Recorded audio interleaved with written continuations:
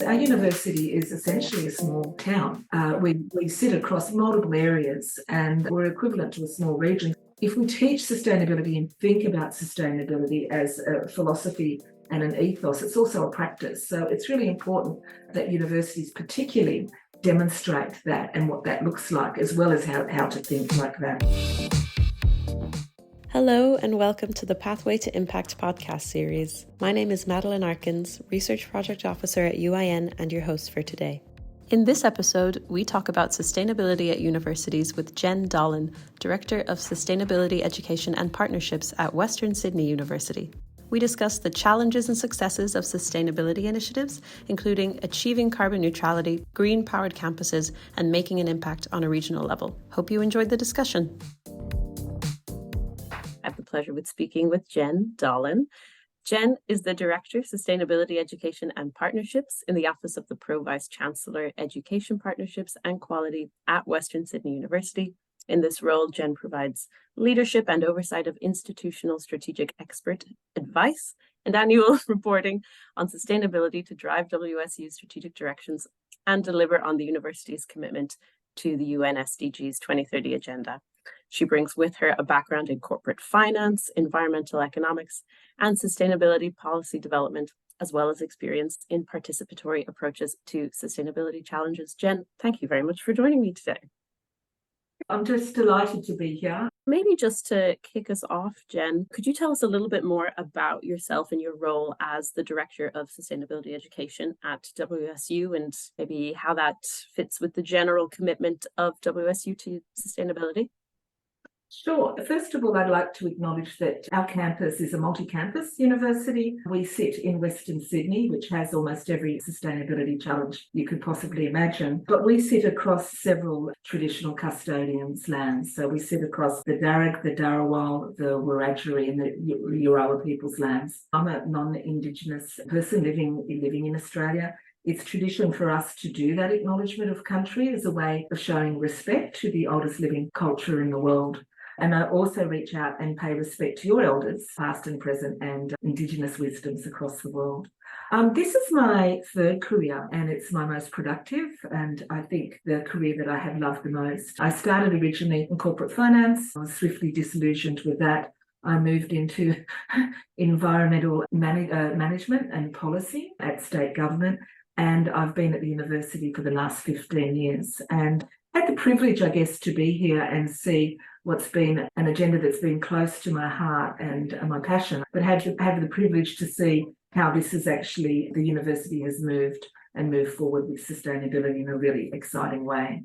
I guess my role here, I sit outside the academic structures and I sit reporting up to a Pro-Vice Chancellor and Deputy Vice Chancellor, which allows me to have a little bit more of a bird's eye view across the university and develop really important partnerships with a whole range of colleagues at the university, because we don't do this work on our own. I do it in collaboration with a whole range of amazing people.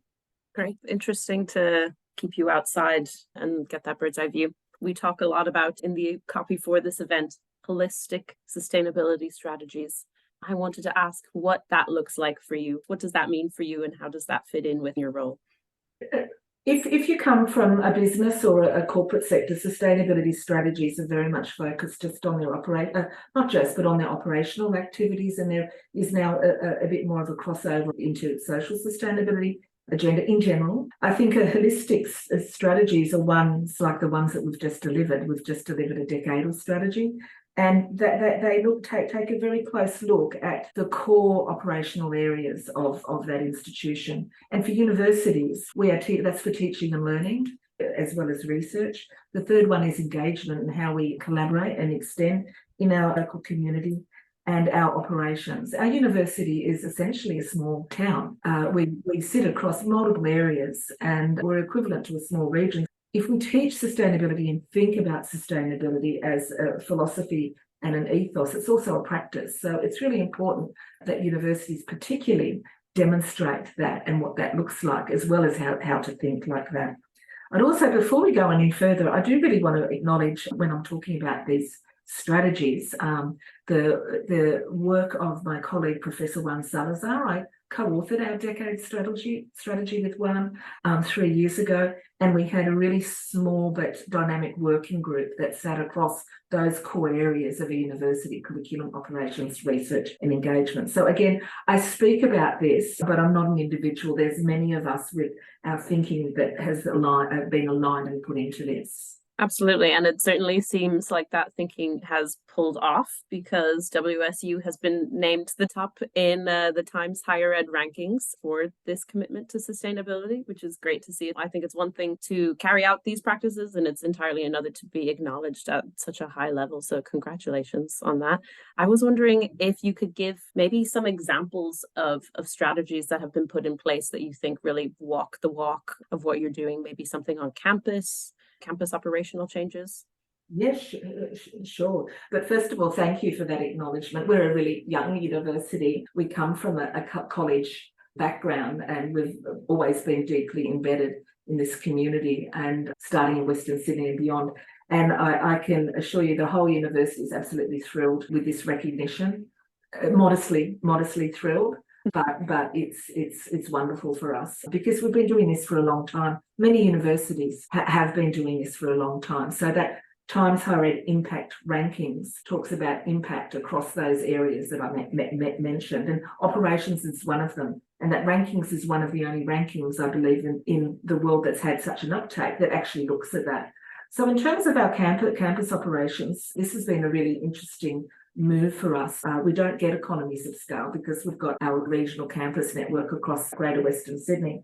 But I'm delighted. I'll just put some context around Greater Western Sydney, which might help, as things have moved really dramatically. Where I sit is we're 10 kilometres from those horrific bushfires of 2019 and 20 that made international news, and we're still communities here recovering from that. And we're also sit surrounded by rivers, and we've seen dramatic flooding as well. This is a drowned river system. There's also a huge amount of urban development, and Western Sydney is in summer one of the hottest places in the world. Now we hit up to 50 degrees in summer due to our changing climate and our urban development, which has been out of control. So in the context of that, our campus operations has been doing a lot of work around climate resilience particularly, and what that means for our campus infrastructure. I think, they're going to kill me if I don't get this right, but we've got close to 500 buildings across different campuses. In June 2021, we became 100% green powered for all our electricity supply.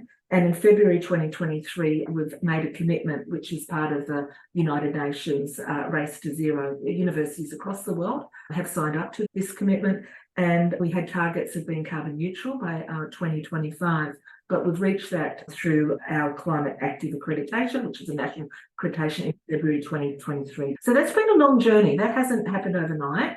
That's been required a huge investment and also acknowledgement from our university, but it's been really exciting because you start to generate not just this happening through our campus operations, but we've now got a urban research transition centre, and you're starting to see really strong collaborations between our engineering, our urban planners, our geographers and our campus. So that's just one really practical example of what we've done. And that's a very hard ask for a lot of universities to do that. And even more so if you have a big campus network, which we do.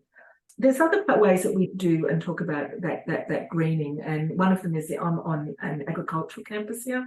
For 20 years, this campus has harvested recycled stormwater. So we do our own recycling here and through stormwater and wetland recycling. And we also take recycled tertiary treated sewage stormwater from Sydney Water. So that's another example how we think about the integration of that then through into it's an agricultural campus. So we have the regenerative agricultural philosophy here, which has been a journey for 8 years. So there's multiple levels. I don't like just talking about carbon and climate, because we need to also think about water, need to think about biodiversity. The next thing our campus operations are doing is thinking about, and this is coming through international spaces as well, is what net nature positive means. So not just what does our carbon footprint look like, what does our net nature positive footprint look like? So it's a really exciting time for us to see this happening. Yeah, and incredible that you're able to achieve that across such a wide network of campuses in Western Sydney. I know post-COVID, so many universities were definitely clinging to what their campuses used to look like. And I think envisioning something that is even better for everyone involved is really the direction that more universities should be going. I have a question that is purely from my own interests, but when I was reading your bio, I came across that one of your research interests was ecofeminism. And I just wanted I wanted to at last, I wanted to know how maybe these principles of ecofeminist play into your role. How do they fit into, or maybe even enhance sustainability strategies within higher education? And maybe for the uninitiated, could you also say what ecofeminism is? There's waves. I'll get into some academic theory with you. Thank you. Look, there's waves of feminism. I'm probably in the third wave of it. And it very simply or critically looks at the intersections of what within a patriarchal society, the intersections between environmental degradation, racism, class exploitation, and sexism. It's totally my research interest, but it's also, I think, if you take a lesson from ecofeminism, it's the thinking of how we actually work more towards an ethics of care rather than being combative. And it's also thinking about how we move forward in a more collaborative way. So I would be crucified if I actually put ecofeminist up as a foundational principle in a strategy, because the reason why I think our decadal strategy has been embraced, particularly by academics, is that we've taken a pluralist approach. So we haven't said, look, we all need to be eco-feminists, or we're all going to be systems agriculturalists, or we're all going to be social ecologists, or some of the various waves of theories that come here. We've taken this really dynamic approach to say there are many. I saw the Dalai Lama many years ago, and he said to me, there are many ways up the mountain. And that's how we've done that, because the move towards more sustainability practices or praxis, we don't know where we're going with this. It's not an end point, it's a journey, right? So we've adopted this approach in that strategy in our 9 core priority statements and challenges, and there's many ways you can do that. The eco-feminist work that I do, though, and it was such a delight to work with Professor Juan Salazar, because he is also sits in that body of thinking, is that we frame the strategy with our language very carefully around a language of inclusion, a language of evolution, not revolution, and a language of careful consideration moving forward. So it wasn't bombastic, which I think has been a real strength of the strategy.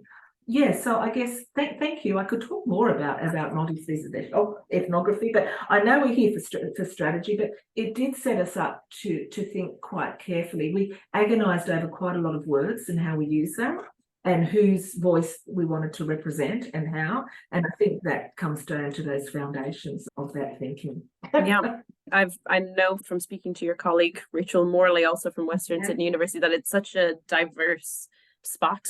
And when you're considering all those different identities, you really also need to be very considerate with the language that you use to put these kind of policies in place, I'm sure. We're talking about the journey, obviously, of sustainability. One thing that myself and everyone is always interested in is the challenges. What are the challenges in getting there? How did you overcome them? Maybe not even challenges on paper, but even challenges culturally. Like, what has been your experience? What have been the heavy hitters? Yeah, so I guess I'll combine this, because our strategy came in the middle of our rankings. So I'll combine this experience with our rankings and our strategy, because they dovetail each other really closely. Universities are microcosms of the world, right? So there's a whole range of diverse and diffuse thinking here. And that's a strength. That's a strength of the university. And there's a mistaken belief that we want to turn out all our students to be absolute climate activists chaining themselves to trees. We don't. We want them to critically engage with the challenges of this world and make their own decisions on that. So some of the challenges, I guess, if I think about my time here and how that's been navigated, is getting a common language for what we actually even mean by sustainability and the discourse around it. I'm almost ready to move on from that word into regeneration and more inclusive words in themselves. The SDGs have been really interesting because we've done so well in those rankings, and the challenge is twofold. First of all, how you make sense of them. And they're a large global framework that nation states are meant to address in various ways, shapes and forms through their policies and practices, and how you make sense of that at an institutional level. And then there's the academic discourse and body response to the SDGs themselves. So we have everything at this university from the SDGs are a foolproof way for humanity to save itself from itself with wherever it's going. The SDGs are another neoliberal plot by a bureaucratic institution to take over the world. And we've heard that. We've had those arguments. At the same time, I've also heard, and I've been here long enough to say, we'll never build buildings like, we're never going to do Green Star buildings. Why should we do this? And now we're moving forward to that. And to the middle spot of trying to bring cultural change around from a top-down, bottom-up approach. And our Vice-Chancellor has been totally instrumental in that top-down approach of championing that middle spot by saying the SDGs are a framework, an aspirational framework. And academics were brought up to critique things, but what we need to do is now move past critique into impact and improvement. So I think that's been really interesting and been the result of a lot of work across the university that has been happening anyway. So it's been happening in lockstep with how our policy and political circumstances here have changed. I came here 15 years ago at a time where successive governments, climate action was not even on the agenda. It was a conservative government. You could barely even talk about that. It was off the agenda in schools. All these big waves come through, and then universities have core people who respond to that. Yeah, does that help? No, it does. I think the challenges are multifaceted. There isn't any one challenge that comes from one area. Most definitely. Yeah, absolutely. Universities can be really. People think that we're radical places, and there can be that, but they can also be very conservative places and everything in between. So I think that's been really interesting to see in various ways how that's moved forward and the cultural shift at our own university. And it's not perfect, and nor should it be, because it's life. Poetic. Very poetic of a Tuesday afternoon/morning. I wanted to ask, considering you're director of sustainability education, and education obviously plays such a role in that. I wanted to get your opinion on, pick your brain on just changes in curriculum geared towards sustainability that have been happening in recent years. What is your thoughts on it? Do you think they make any great impact? Are you seeing any changes on the horizon in terms of curricula that is exciting? Look, when I go to meetings with say, and I am showing my age, but say engineers who have come through my era with no sustainability and understanding, there's never been a more stronger argument. I mean, I read somewhere, and this is a very old statistic, I think, from the University of Gloucestershire, that 60% of the world's population get to go to university, and they go on to make 80% of the world's decisions in leadership roles. So if you want to have a case for how we do just transitions, so when I talk about sustainability, actually social and cultural justice and inclusion and transitions, and not just one SDG, but them interlocked, and that's incredibly challenging. Talk about that universities have a core role in delivering education that isn't, and this isn't new, this is not new at all, transformative education. There's transformative education at this university 30 years ago. We've come from a strong lineage of that in terms of our thinking. Transformative education to enable students to critically engage with these great challenges of our time. I think what's really interesting now, and I am starting to see, is a more stronger, and we're certainly doing this at our university, alignment across disciplines. So moving from a disciplinary silo to arts-based methodologies, working with science, for instance, or a music program working with our marks and health areas. So I think that's really exciting, and I know if Rachel Morley was over with you talking around that, and that School of Design and Arts-based and ComArts, that's really exciting. And moving forward with that. We are working, so we also work with our new graduate attribute, which we've conceptualised what that looks like, and we're basing around the notion of think, care and do. With social emotional learning, we don't want students just to know facts, we want them to care. And caring brings change. Most definitely it does. Maybe on the inclusion piece, university community engagement is obviously a very important branch of caring, not only for one's student and staff population, but also the surrounding ecosystem that the university pulls resources from and also gives in return. How does WSU extend its influence in community in this way in sustainability, and what impact has it had there? I guess I first say it's in a two-way. We learn from our communities as well. It's in our core foundational articles. It's in our DNA. And I think we've had a lot of press recently around that. And generally, I don't read press, but I do actually agree with it because I've seen it and I've seen how it works. It's in our DNA, how we move. We're not a big sandstone institution. We're young and we've come out of being deeply engaged with our schools. And we've had these relationships with schools for 20 years. And it's also how we work in our community, our researchers. There's a wonderful researcher who works on urban cooling and how we map with our local councillors the idea of how we create cool suburbs. That's a really amazing exemplar of how that works in Western Sydney. Sebastian Fauch is his name, and he's just marvellous. But he works across the entire Western Sydney Regional Organisation of Councils and moving up into policy areas. That's one way in terms of research. In terms of our schools engagement, we do quite a lot around that in terms of pathways and participation, access and equity. And my own work that we do out of here is with our river work and work with communities across the river. We're currently grappling with the idea of what is a voice for the river and how does that look like. Yeah, I've just given you a couple of highlights on how we work with communities, but it's something that has grown with the university as we've matured. And I think we were called a few years ago a university of this region, and we still like that.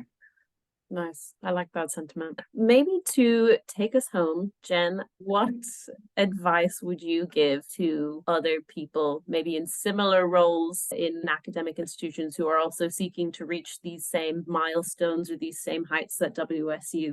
What would be your parting advice? We actually do some mentoring and work with other universities on this, and it's been really delightful because what I've found is many universities that we work with are doing this work, but it's actually how you tell your story. It's how you tell the story of who you are, and you know who you are. And our university, we know who we are. We're very clear around that in our narrative, in our reporting, which our sustainability reporting is storytelling, which myself and my colleague Brittany deliver with 40 people across the university. Tell your story and be passionate about it. Look at your research strengths, and they should drive you and inform your curriculum.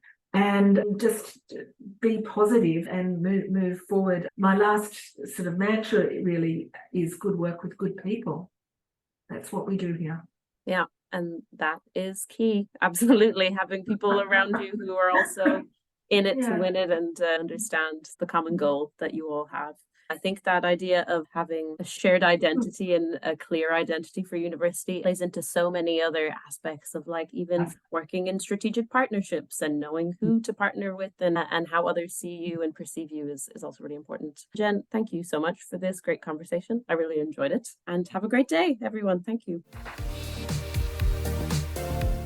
Thank you for listening to the discussion. Follow UIN on LinkedIn, and if you're enjoying our podcasts, make sure to subscribe, rate, and review on your podcast platform of choice to help others find this content too.